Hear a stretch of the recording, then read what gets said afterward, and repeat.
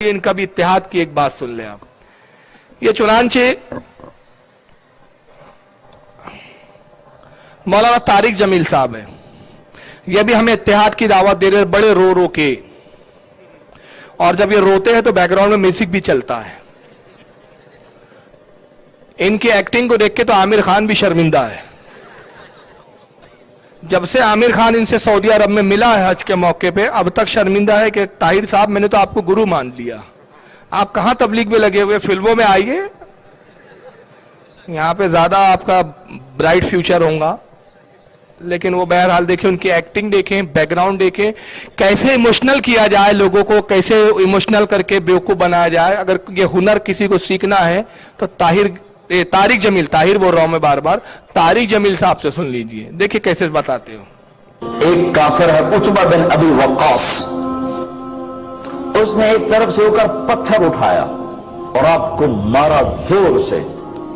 साहबा की नजरें थी तलवारों पर, नेजों पर, तीरों पर, वो पत्थर नजरों से निकल गया, लिहाजा वो उनके अंदर को चीरता हुआ जाकर मेरे नबी के मुंह पर यहां लगा और अब सीधा पीछे ऐसे गए, पीछे यूं, पीछे खड्डा था, वो यहां गर्दन में लगा किनारा था, बेहोश हो गए, दांत भी टूट गए,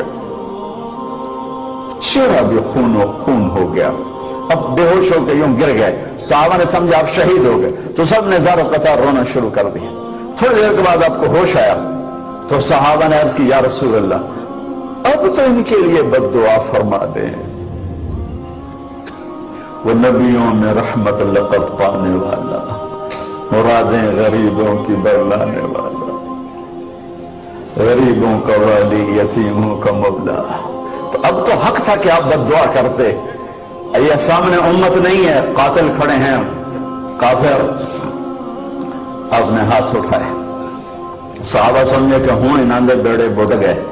अल्लाहुम्मा अग़फ़िर लिक़ौमी फ़इन्नहुम ला यअलमून, अल्लाह मेरी कौम को माफ कर, इन्हें मेरा पता कोई नहीं है। देखो मेरे भाइयों, जिसने काफिरों के साथ ये हमदर्दी के कत्ल करने वालों के लिए दुआ मांगी, तो मुसलमान होकर एक दूसरे को सलाम करना छोड़ चुके, एक दूसरे के पीछे नमाजें पढ़ना छोड़ चुके, एक दूसरे पर कुफर के फतवे लगा के बैठे हुए। मुझे बताओ तुम मेरे नबी के साथ क्या कर रहे?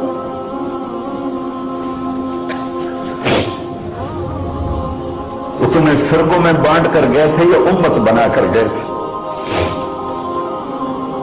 क्यों इस नादान खेल में अपनी जिंदगी बर्बाद करते हो? क्यों नहीं? बड़े दर्द के साथ बैकग्राउंड म्यूजिक के साथ बोला है उन्होंने। अब क्या सुनाया उन्होंने, सुन ली मेरी जबानी। कहते काफिर है, गज़वे उहद में उसने पत्थर मारा सरकार को, पेशानी पे लगा, पेशानी जख्मी हुई, रसूलुल्लाह पीछे की तरफ गिर पड़े, पेशानी भी जख्मी हुई, आपकी खून भी जारी हुआ। साहब इकराम अर्ज करते कि या रसूलुल्लाह, इसके हक में दुआए हलाकत फरमा दीजिए। तो उन्होंने अपने हाथों को उठाया। फिर तारिक जमील साहब कहते हैं कि सबको लगा कि अब तो इनके बेड़े गर्क हो गए, यानी हुजूर दुआए हलाकत करेंगे, ये सब तबाह हो जाएंगे। मगर अल्लाह के नबी सल्लल्लाहु अलैहि वसल्लम ने दुआ की, मौला इन्हें माफ कर दे, ये नहीं जानते कि मैं कौन हूं। ये वाकया तो सही है। अब उस पर तबसरा कर रहे हैं हम, तो तबसरा करते हुए कहते हैं कि देखो नबी ने तो ऐसे काफिरों को भी माफ कर दिया, तुम एक दूसरे को सलाम नहीं करते। मतलब ये कहना ये चाहते कि हम हैं काफिर, तुम भी हमको सलाम कर लिया करो। हम भी वैसी गुस्ताख है जैसे वो थे, उन्होंने भी पत्थर मारे थे, हम मुंह के जुमलों के पत्थर मारते हैं। उन्होंने हाथों से पत्थर मारे थे, हम लफ्जों के पत्थर नबी को मारते हैं। लेकिन तुम फिर भी हमें माफ कर दो, हमसे सलाम कर लिया करो। समझ रहे, ये है इनका, ये इत्तेहाद का शक्ल सूरत है इनकी। तुम एक दूसरे को सलाम नहीं करते हो, एक दूसरे के पीछे नमाज नहीं पढ़ते हो। वो तुम्हें एक उम्मत बना के गए थे, तुम फिरकों में बढ़ गए। फिरकों में बटा कौन? हम भी तो कहते इसी पर तो गुफ्तगू कर लो कि फिरकों में बटा कौन? जिसने गरीब नवाज को छोड़ा वो, या जिसने गरीब नवाज को थाम के रखा है वो? फिरकों में बटा कौन है? जो अजमेर जाने को भी दर्द बोलता है उसने फिरका बनाया है, या जो अजमेर आज भी जाता है गरीब नवाज को थामे वो फिरका बनाने वाला है कौन? लेकिन जनाब یہ دلیلیں نہیں کام دینے والی. وجہ یہ ہے کہ بے شک رسول اللہ صلی اللہ علیہ وسلم کی یہ سیرت تھی, سرکار کا اخلاق تھا کہ آپ اپنے دشمنوں کو بھی معاف کر دیتے تھے. وجہ یہ تھی کہ سرکار رحمت للعالمین بن کے تشریف لائے تھے. مگر صحابہ کی بھی تو سیرت بتایا کرو کہ صحابہ اپنے آقا کے گستاخوں کے ساتھ کیا کرتے تھے. وہ تو رحمت للعالمین تھے, ہر صحابی رحمت للعالمین تو بن کے نہیں آیا تھا نا. ارے اس کی ایک مثال دے رہا ہوں. میرا باپ بڑا نرم مزاج ہے, میرا باپ بڑا خوش مزاج ہے, معافی کر دینے والا ہے. میرے باپ کے سامنے کوئی گالی بکتا ہے میرے سامنے میرے باپ کو, تو میرا باپ کہتا ہے چل جا یار, چل معاف کیا جا. یہ میرے باپ کا بڑکپن ہے, لیکن بحیثیت بیٹا میری کیا ذمہ داری ہے؟ کیا یہ کہوں کہ ہاں بہت اچھا کام کر رہا ہے, دیکھ ابا نے معاف کر دیا, 2-4 اور بک دے تو. یہ تو نہیں ہوگا نا. جو اچھا بیٹا ہوگا اس کا منہ نوچ لے گا, کہے گا خبیث میری موجودگی میں میرے باپ کو گالی بک رہا ہے. ارے میرا باپ رحم کرنے والا ہے, رحم دل ہے, میرے باپ کا اخلاق بہت بلند ہے, وہ اپنے بڑے بڑے خطا کاروں اور گستاخوں کو معاف کر دیتا ہے. لیکن میں اپنے باپ کی اولاد ہوں, میرے سامنے اگر میرے باپ کی توہین کرے گا منہ نوچ کے رکھ دوں گا تیرا. یہ ہے. آپ نے وہ سیرت کیوں نہیں بتائی؟ وہ اس لیے نہیں بتائی کہ وہ بتا دیں گے تو آپ کے فرقے کی پول کھل جائیں گی.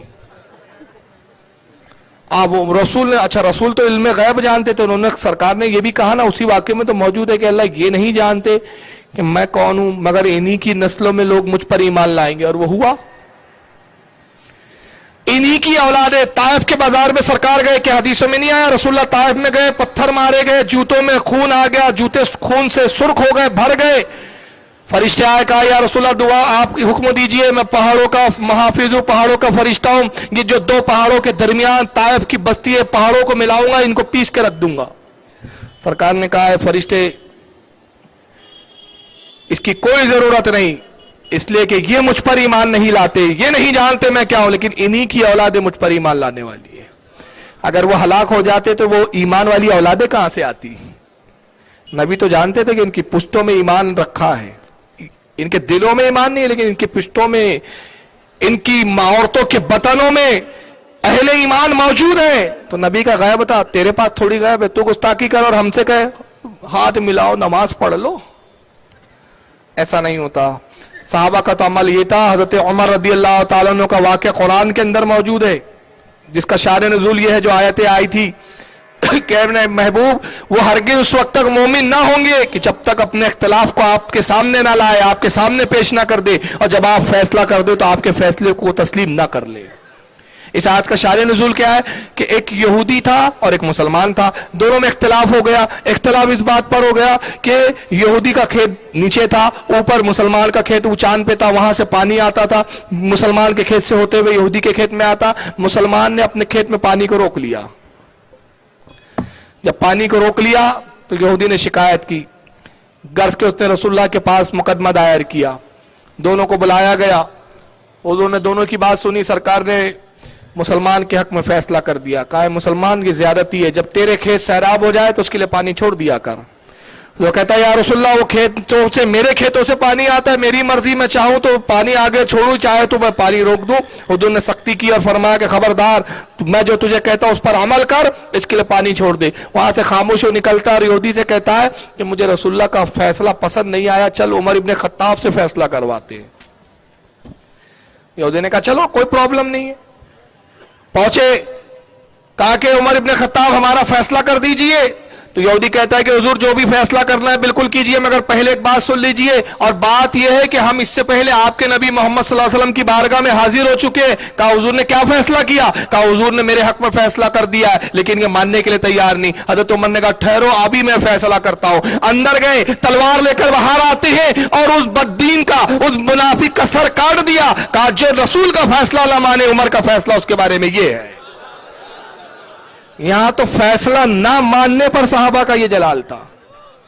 اور تو کہہ رہا نہیں نبی کو پتھر مارے, نبی نے معاف کر دیا, تو ہم بھی اگر گالیاں بک دے, کتابوں میں لکھ دے تم معاف کر دو, یہ بات نہیں ہو سکتی.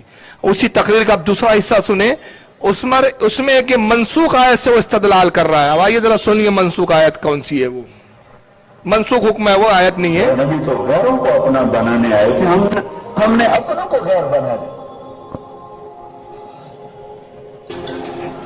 जो नफरत की आग वहां भड़क रही है, यहां मत भड़काओ। जाओ मेरे देश में देखो कितने सर कट चुके, कितने सुहाग उजड़ गए, कितनी माएं बेआसरा हो गई, कितनी जवान बेटियों की मांग वीरान हो गई। क्या इसी का नाम इस्लाम है? इसी का नाम इश्क रसूल है? इसे वो नहीं कहते। एक दूसरे की मस्जिदों में नहीं जाते हो, एक दूसरे के पीछे नमाजें नहीं पढ़ते हो, जन्नत के ठेकेदार बन गए हो।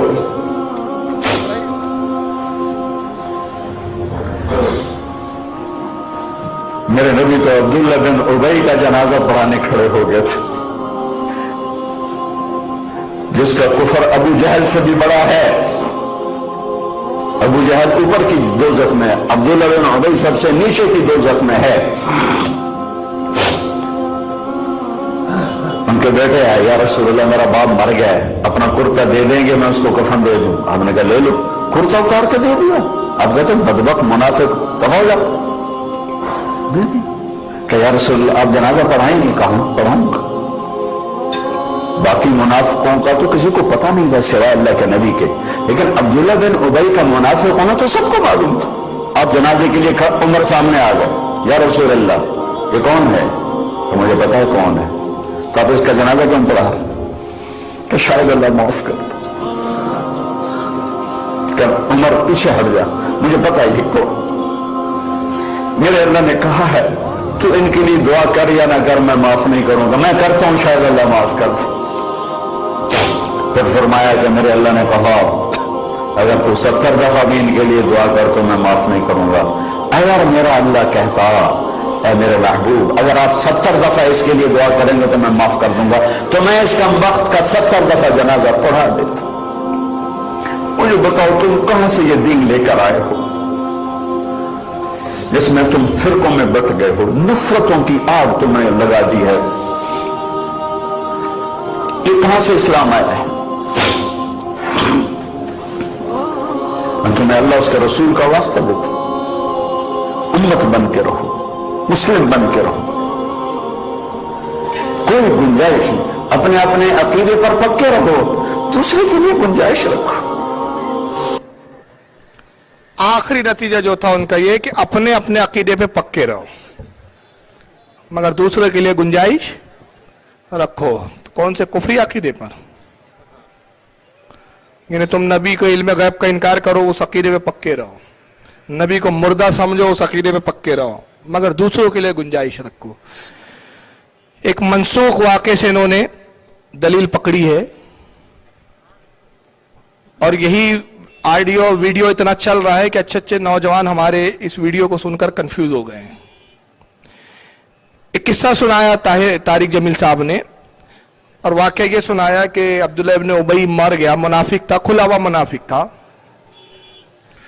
तो उनके बेटे आए, अब्दुल्ला इब्न उबई का बेटा आए, साहबी थे, ये ईमान ला चुके थे, अब्दुल्ला नाम है इनका भी। वो आए, कहा या रसूलल्लाह मेरा बाप मर गया, उसकी आप नमाज जनाजा पढ़ दीजिए, कुर्ता दे दीजिए। जो वो बता रहा पहले मैं वो बता दूं और फिर असल वाकया क्या है मैं बाद में बताता हूं। कहा या रसूलल्लाह आप नमाज जनाजा पढ़ दीजिए। सरकार आए, तशरीफ लाए, नमाज जनाजा पढ़ाने लगे तो हजरत उमर आ गए।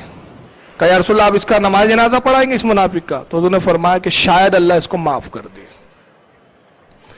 हालांकि तारिक जमील को मेरा चैलेंज है कि किसी भी रिवायत में लफ्ज दिखा दे कि नबी ने कहा कि मेरे नमाज जनाजा पढ़ने से शायद अल्लाह इसको माफ कर दे, किसी रिवायत में नहीं।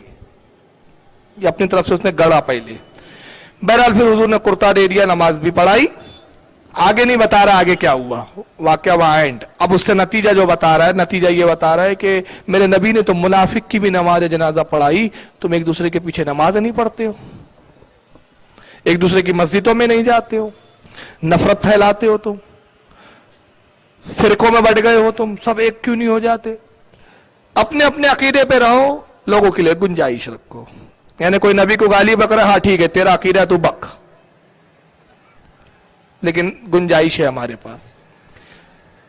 ये वाकया, ये बात मनसूख है और मनसूख से अहकाम सादिर करना, अहकाम निकालना, ये गुमराहियत है। یہ گمراہ شک کا ہی کام ہو سکتا ہے. حقیقت یہ ہے کہ عبداللہ ابن ابی جو تھا یہ منافق تھا پکا, اور اس کے بارے میں علماء نے پوری تفصیلات یہ بیان کی اس واقعے کی, اور اس کے بعد پھر ایک قرآن کی آیت کریمہ سورہ توبہ میں نازل ہوئی, وہ نہیں بتایا اس نے کہ قرآن میں کیا نازل ہوا, وہ کھا گیا. ہوا یہ کہ جنگ بدر کے وقت جب کچھ مشرکین گرفتار ہو کے آئے تو اس میں حضرت عباس بھی تھے حضور کے چچا, جو اس وقت کافروں کی طرف سے لڑنے آئے تھے رسول اللہ کے خلاف, یہ بھی گرفتار ہوئے. جب یہ لائے گئے مدینہ منورہ میں گرفتار ہو کر رسیوں میں جکڑ کر, حضور کے سگے چچا تھے تو ان کے پیٹ کھلا ہوا تھا, کوئی کرتا وغیرہ نہیں تھا, اور مدینے میں اس وقت کچھ ٹھنڈی کا موسم تھا, یہ ٹھنڈی سے تھوڑا سا کانپ رہے تھے. تو رسول اللہ نے فرمایا کہ کوئی ہے جو میرے چچا کو کرتا دے دے. تو کچھ صحابہ نے اپنے اپنے کرتے اتار کے دیے, لیکن حضرت عباس بہت اونچے پورے تھے, کسی کا بھی کرتا ان کے موافق نہیں آ رہا تھا. چنانچہ عبداللہ ابن ابی منافق جو ہوتا ہے یہ بھی اونچا پورا تھا, اس نے اپنا کرتا اتار کے دے دیا, حضرت عباس کو وہ کرتا آ گیا پورا, حضرت عباس نے اس کرتے کو پہن لیا. یہاں تک کہ پوری زندگی یہ منافق رہا. جب یہ مرا تو حضرت عبداللہ آتے اس کا بیٹا, یہ صحابی ہو گئے تھے, عرض کرتے یا رسول اللہ میں جانتا ہوں کہ میرا باپ منافق ہے, لیکن پھر بھی میں سرکار چاہتا ہوں کہ آپ جنازے پہ چلے, نماز جنازہ پڑھ دے, کہ شاید آپ کے نماز جنازہ پڑھنے سے میرے باپ کے عذاب میں کچھ کمی ہو جائے. وہ بھی جانتے تھے کہ منافق کی اور کافر کی بخشش نہیں ہوتی, کمی ہو جائے. تو سرکار جانتے تھے, سرکار کو اللہ نے علم غیب دیا, تو حضور جانتے تھے کہ اگر میں یہ سلوک کروں گا تو اس کے قبیلے کے لوگ متاثر ہوں گے اور وہ ایمان لے آئیں گے. تو اللہ کے نبی نماز کے لیے آگے بڑھے تو حضرت عمر آتے ہیں, کہتے ہیں یا رسول اللہ آپ منافق کا نماز جنازہ پڑھائیں گے؟ سرکار نے فرمایا عمر یہ اصل واقعہ, کہا عمر اللہ نے مجھے اختیار دیا, چاہے نماز جنازہ پڑھاؤں چاہے نہ پڑھاؤں, مجھے اس سے روکا نہیں گیا ہے. ہاں اگر میرا رب منع کر دیتا تو میں کبھی نہ پڑھاتا, لیکن مجھے اختیار دیا میرے رب نے, چاہے میں نماز جنازہ پڑھاؤں چاہے نہ پڑھاؤں. تو ابھی کوئی قانون نہیں آیا ہے, کوئی حکم نہیں آیا ہے, اجازت ہے. اب سرکار تشریف لائے, اپنا کرتا اتار کے عبداللہ ابن ابی منافق کے کفن پہ رکھا اور فرمایا یہ کرتا میں نے اس لیے رکھا, اس لیے نہیں بتایا کہ اس سے عذاب میں کمی ہوں گی اور اس کی نجات ہوں گی, فرمایا اس لیے رکھا کہ اس نے ہمارے اہل بیت میں میرے چچا عباس پہ احسان کیا تھا, نبی اپنے اہل بیت پر کسی کا احسان نہیں رکھتے, آج احسان چکا دیا گیا ہے. یہ تھا وہ منظر. لیکن شریعت کو اپنی مرضی سے موڑتے ہیں, صرف اپنے کفر کو چھپانے کے لیے. اور اس کے بعد سرکار نے نماز جنازہ پڑھائی. جب اس کے قبیلے والوں نے دیکھا عبداللہ ابن ابی منافق کے, وہ بھی منافق تھے, کچھ کافر تھے, کہ رسول اللہ اتنے سخت دشمن کے ساتھ یہ سلوک کر رہے, حالانکہ حضور کے خلاف جاتا تھا, حضور کے لیے دشمنی رکھتا تھا. تو آئے کہا کہ اللہ کے نبی ہم نے آپ سے بہترین اخلاق والا نہیں دیکھا, ہم اسلام قبول کرنا چاہتے ہیں. ہزاروں کی آبادی اسلام میں داخل ہو گئی. مگر اس کے بعد قرآن کریم کی پارہ نمبر 10 سورہ توبہ آیت 38 نازل ہوئی, اور آیت 38 میں اللہ نے اپنے نبی کو حکم دیا وَلَا تُصَلِّ عَلَىٰ أَحَدٍ مِّنْهُمْ مَاتَ أَبَدًا وَلَا تَقُمْ عَلَىٰ قَبْرِهِ. اے محبوب اب اس کے بعد کوئی منافق مر جائے تو آپ اس کی جنازے کی نماز ہرگز نہ پڑھنا اور نہ اس کی قبر پر کبھی کھڑے ہونا. یہ کون بتائیں گا؟ یہ نہیں بتا رہا ہے وہ. اب میں تو یہ کہہ رہا ہے کہ تم ایک دوسروں کے پیچھے نماز نہیں پڑھتے, میرے نبی نے منافق کی جنازہ پڑھائی. اس آیت کے بعد اگر نبی نے کسی منافق کی نماز جنازہ پڑھائی ہو تو ثابت کرو میں غلامی کرنے کے لیے تیار ہوں. اس آیت کے بعد اب جاہل جب حکم آ گیا تو اب ختم. یہ تو ایسی بات ہوئی کہ ایک شراب پیتے بیٹھا ہے طارق جمیل. طارق صاحب شراب پیتے ہو؟ صحابہ بھی پیتے تھے. ابے جاہل تب پیتے تھے جب حکم نہیں تھا. جب حکم آ گیا کہ شراب ام الخبائث ہے, حرام کر دی, اس کے بعد صحابہ نے پینا چھوڑ دیا, حرام ہو گئی. تو اب کیوں پی رہا ہے؟ ارے نبی نے اس وقت جنازہ پڑھائی جب حکم نہیں تھا, جب حکم آیا اس کے بعد کبھی زندگی میں نماز جنازہ نہیں پڑھائی, بلکہ اس کے بعد کیا. سننا ہے آپ کو کیا کیا اس کے بعد؟ وہ تیرا باپ بتائیں گا. اب میں بتاتا ہوں اس کے بعد نبی نے کیا کیا. حدیث سن لیں پھر. امام طبرانی نے معجم الاوسط میں اس کو نقل کیا ہے. میں ان کے الفاظ پڑھ رہا ہوں, پھر یہ حدیث کن کن نے لکھی اس کے حوالے تو میں بعد میں دوں گا. اور امام طبرانی نے معجم الاوسط جلد 1 صفحہ 242 حدیث نمبر 792 اس میں لکھتے ہیں کہ حضرت عبداللہ ابن عباس کہتے ہیں کہ جب سورہ توبہ کی آیتیں نازل ہوئی, اور بہت ساری اس میں آیتیں تھی جس میں ایک جگہ کہا کہ محبوب آپ منافقوں سے جنگ کیجئے, उन पर सख्ती कीजिए, अब मुनाफिकों को ढील मत दीजिए। ये जब आयत आई तो कामा रसूलुल्लाह सल्लल्लाहु अलैहि वसल्लम, अल्लाह के नबी खड़े हुए, यौमा जुमतिन खतीबा, जुम्मे के खुतबे के लिए खड़े हुए। सरकार खुतबा देने खड़े होते जुम्मे के दिन। काल, अल्लाह के नबी ने इरशाद फरमाया, कुम या फुला इब्ने फुला फखरुज फाइन्नका मुनाफिक। ये नहीं बता रहा है वो, एक दूसरे के पीछे नमाज नहीं पढ़ते। अबे देख हदीस क्या बता रही है, आयतें क्या बता रही है। सरकार खुतबे के लिए खड़े और कहा, ए फुला खड़े हो, चल बाहर निकल, तू मुनाफिक है। फिर उसके बाद कहते हैं, उखरुज या फुला इब्ने फुला फाइन्नका मुनाफिक, ए फुला इब्ने फुला उठ, चल बाहर निकल, मुनाफिक है तू। आज से हमारे पीछे नमाज भी मत पढ़ना, हमारी मस्जिद में दाखिला बांध, आज से मस्जिद नबवी में शक्ल भी मत दिखाना, चल निकल, उखरुज फाइन्नका मुनाफिक, निकल फुला निकल, फुला निकल। हजरत अनस अब्दुल्लाह इब्न अब्बास कहते हैं, फअखरजहुम बिअस्माइहिम, सरकार एक एक को निकालते रहे नाम ले लेकर, नाम तक ले रहे, उठ फला इब्ने फुला। फफदहाहुम, सरकार ने एक एक को जलील कर रुसवा करके निकाला। कैसे रुसवा करके निकाला? कितने निकाले गए मालूम है आपको? कितने? 700 तक की रिवायतें आई है भाई, 700 तक। और कैसे निकाला इनको मालूम है? हुजूर नाम लेते थे और साहबा का आलम देखो। इसको अल बिदाया व निहाया में इब्ने कसीर ने बड़ी तफसील से लिखा है। इब्ने कसीर इन्हीं के घर का मौलाना है। अल बिदाया व निहाया की जिल्द नंबर 3 सफा नंबर 273 इब्ने कसीर लिखते हैं कि हजरत अबू अय्यूब अंसारी साहबी रसूल थे वहां। ये देख रहे कि मेरे कबीले का कौन मुनाफिक है, अभी हुजूर नाम लेते हैं कि नहीं। तो सरकार ने जैसी उनके कबीले के मुनाफिक का नाम लिया, ये गए और उसकी गर्दन में चादर डाली और पकड़ा, जैसे बकरे को खींचते ना, चल, ये खींचते हुए लेके बाहर। उसके बाद एक और साहबी जिनका नाम है हजरत अम्मार इब्ने हजम, ये भी खड़े हुए, मेरे कबीले का कौन सा मुनाफिक है। देखा कि अब हुजूर बस नाम ले, साहबा तो बहुत सारों को जानते भी थे मगर इसलिए खामोश रहते थे कि जब तक नबी हुक्म ना दे हमारी क्या मजाल। हजरत अम्मार इब्ने हजम खड़े हुए, सरकार ने इसके कबीले के एक मुनाफिक का जैसी नाम लिया इनके कबीले का, ये गए दौड़ते हुए खुशी में, कहा आज तुझे रुसवा किया है नबी ने। उसकी दाढ़ी के बाल पकड़ के खींचते लेके चलते, चल बाहर। ये तारिक जमील ये क्यों नहीं बताता? ये शायद पढ़ता नहीं है, वो बैकग्राउंड म्यूजिक के बगैर तो बोलता नहीं है, वो तो पढ़ने का टाइम कम मिले, बोलता है तो फिर म्यूजिक भी सेट करना पड़ता है उसके साथ, रोने वाली ऊ वाली है कि नहीं। हजरत अबू मोहम्मद, ये भी एक सहाबी है, इनका कबीला नज्जार था, बन नज्जार कबीले के अबू मोहम्मद ये खड़े हुए, ये भी देख रहे हैं। तो रसूलुल्लाह ने इनके कबीले के बहुत सारे लोगों के नाम लिए, एक दो नहीं थे। अब जिनके एक एक थे तो दाढ़ी वाड़ी पकड़ के खींच रहे थे, इनके तो बहुत सारे कबीले के लोग थे। तो इन्होंने क्या किया, पीछे खड़े हो गए, रखे के सर पे मारते रहे खट्टाखट, चलाओ सब बाहर निकलो, सब बाहर, फाखरुज निकलो निकलो।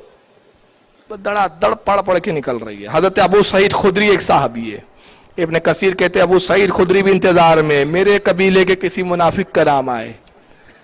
तो जैसे ही उनके कबीले के मुनाफिकों का नाम आया, ये खड़े हुए, उनके पीछे लगे और उनके बाल खींचते थे ऐसे, चल चलना बे चल।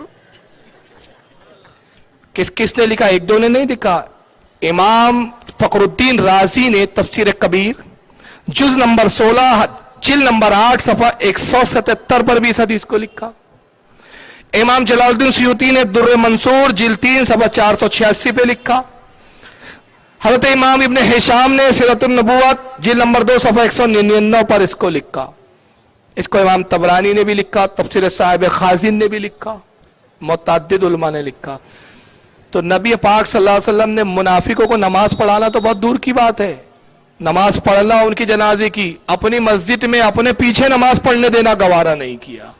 जब ये हुक्म आया तो वो हुक्म हो गया मनसूख। अब जो हुक्म मनसूख हो गया उस पर ये इत्तेहाद की बात कर रहे हैं। मैं कहता हूं इत्तेहाद सिर्फ एक शक्ल सूरत में हो सकता है। तुम इत्तेहाद की बात बड़े अजीब अंदाज में करते हो, तुम कहते हमें गुस्ताख है, गुस्ताखी करने दो, हमारे अकीदे हमारे साथ रहने दो, बस तुम अपने दिल में गुंजाइश रखो। हम कहते हैं अगर नबी की बारगाह में अदना से भी गुस्ताखी कोई करता है, हमारे दिल में उसके लिए कोई गुंजाइश नहीं है।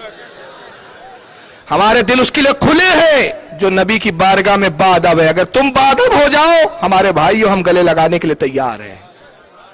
और अगर तुम नबी की बारगाह के तुम बादब नहीं हो सकते, तो अगर तुम हमारे भाई भी होंगे तो हमारे कुछ भी नहीं हो।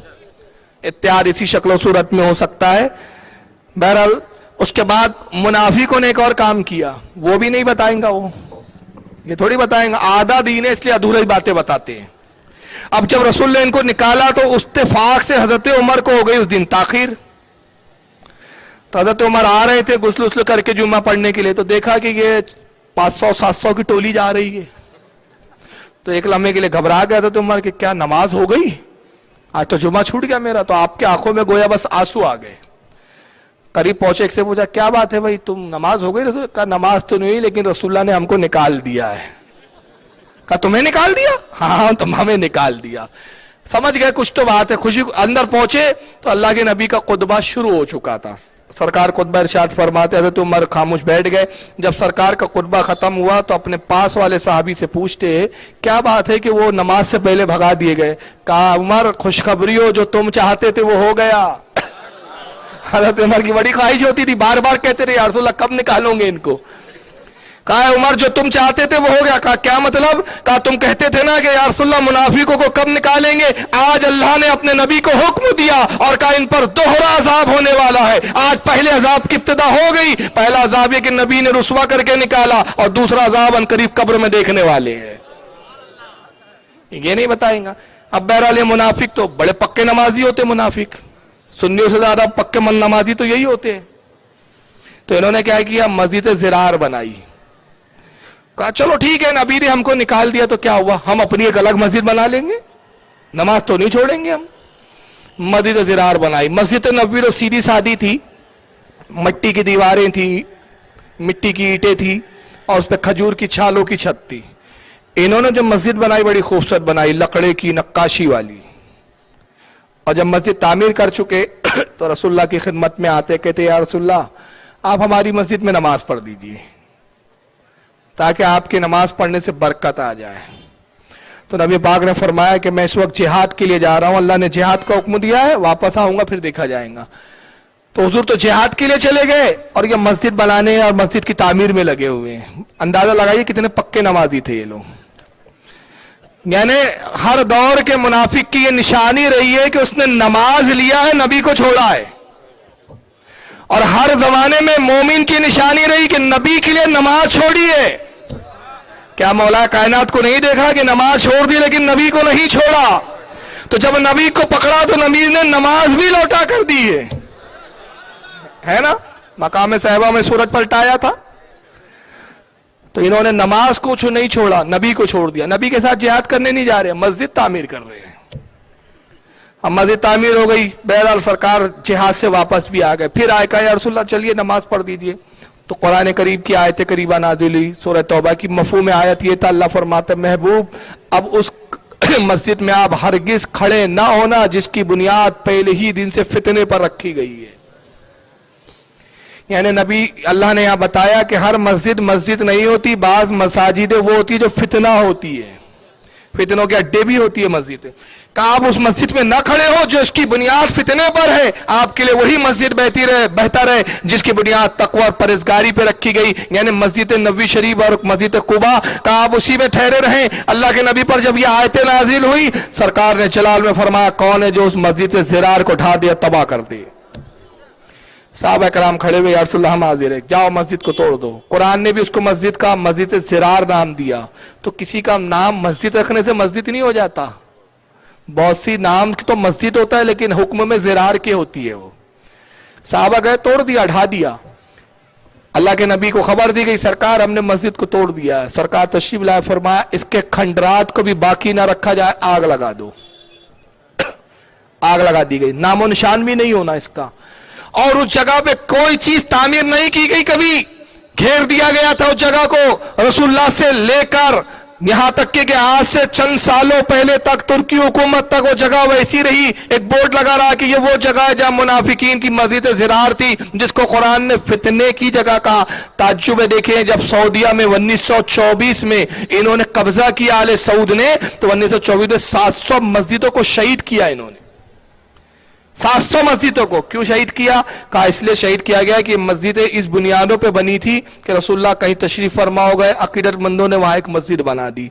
किसी साहबी ने कहीं कयाम कर लिया, अकीदतमंदों ने वहां मस्जिद बना ली। कहा कि साहब ये गैरुल्लाह की तरफ मंसूब करके तबर्रुक हासिल करने के लिए, बरकत हासिल करने के लिए मस्जिदें बनाई गई। इन मस्जिदों में नमाज पढ़ना जायज नहीं। उन्होंने ऐसी 700 मस्जिदों को अरब में तोड़ दिया, मगर वो मस्जिद, वो जगह जिसको कुरान ने फितने की जगह कहा था, वहां इन नजद की औलादों ने मस्जिद नूर तामीर कर दी।